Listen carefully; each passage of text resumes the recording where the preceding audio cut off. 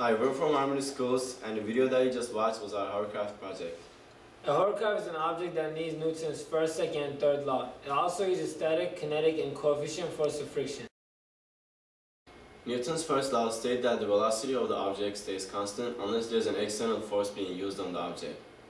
In our project, the hovercraft's friction is almost zero, so when you apply a little force, it moves because of its inertia. Newton's second law is the acceleration of an object that is directly proportional to the net force and inversely proportional to the mass. In our project, if you don't turn on the hovercraft, you can't move it, but when it's on, you only need a little force to move it. Newton's third law states that if there is a force being applied, there is always an opposite force. In our project, the ground makes an opposite force to the airflow that's coming off from the hovercraft and makes it hover. Every object that has a mass has a friction on the surface it is in contact with. A friction an object has depends on its weight and the ground it's on. Static force of friction is when an object is in a uniform motion. That means when the hovercraft does not move, it is in the static force of friction.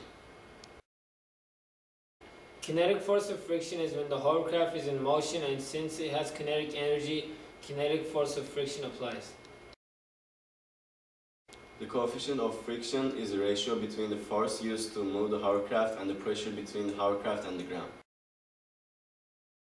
The force of friction is the resistance between the two objects touching each other. The hovercraft moves when it's turned on because the pressure between it and the ground decreases.